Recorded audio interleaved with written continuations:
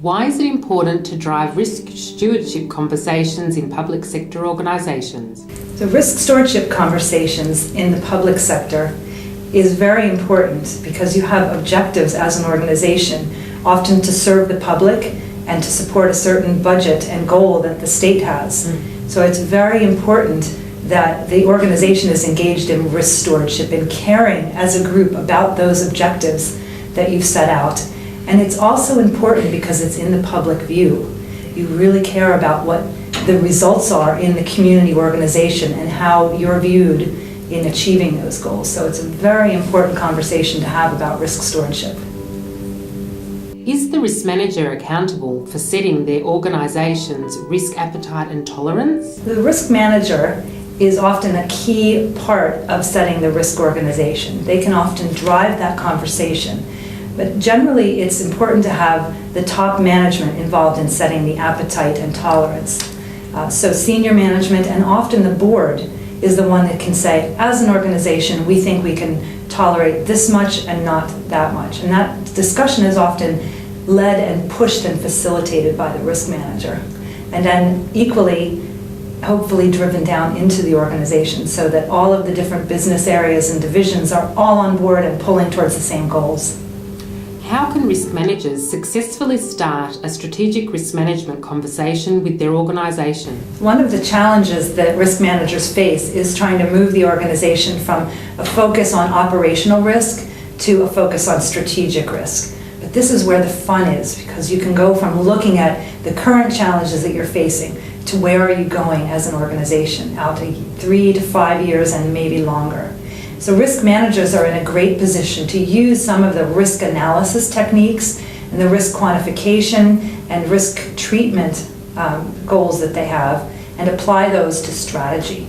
So here risk managers are able to put their role and their involvement on steroids. They're able to get much more engaged at the whole organization level by working backwards. So ask to see the strategy plan and look through that to say, what are the risks that we could have in achieving this strategy, and build those into your risk register.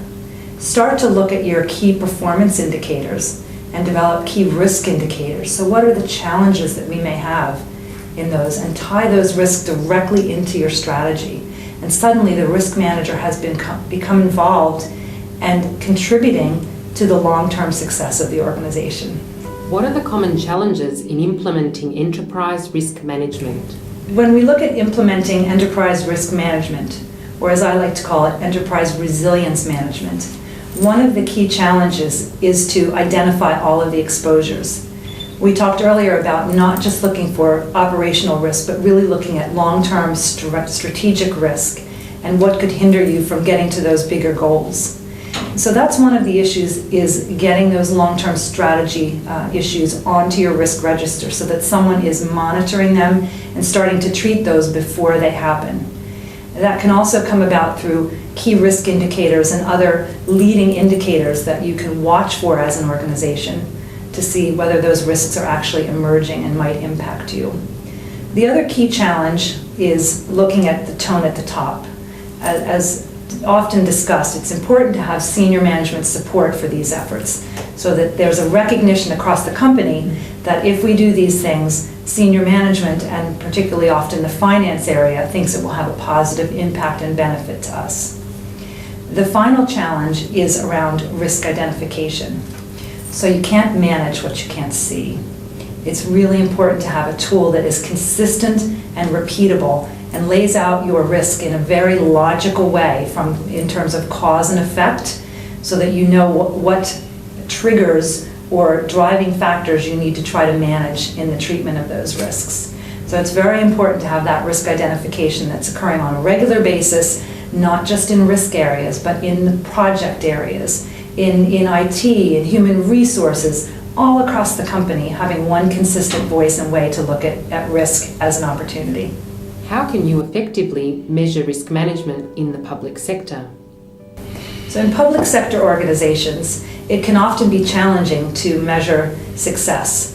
One of the challenges is often success means something didn't happen, something wrong didn't occur. But there's commonalities in measuring in public sector and private sector. there's always stakeholders. There's always someone that cares about your results. In the private sector, of course, that's measured in financial terms. In the public sector, it's often community perception. It's often the ability to achieve goals that are laid out by a state organization or other regulatory bodies. But there's always certain goals that you can say, we have achieved these successfully or we have not. One of the challenges is to develop those measurements or metrics that are often not financial. They're often subjective. And so it's important for the group to look at what are those key drivers or key performance indicators that might help them indicate success. And that's something that risk management can work with top management and the board on. What, again, circling back to your strategic goals, what are the 1, 2, 3, 4, 5 key things that we're trying to achieve? And let's work backwards into how we can measure them and what might be the risk. And then when we achieve them, it's easy to see that we've done our job well. What other factors should public sector risk managers be aware of in the planning process? The challenges that we have to be careful with in the public sector is to look at external influences as well. It's very easy to be focused on our own budget, the regulatory requirements we have and our stakeholders in the community. But there's also influences externally, whether they're large global influences such as the economy or local influences ranging from budget, demographic shifts, etc. So it's important to look at both the internal influences and the external things that are impacting you as an organization, and then start to say, well, how can we respond in a positive way? How can we anticipate these things and how they will influence our organization, and see if we can't head it off at the pass. So it's that balance of looking at internal and external stakeholders from a long-term strategic perspective that will really give the organization success.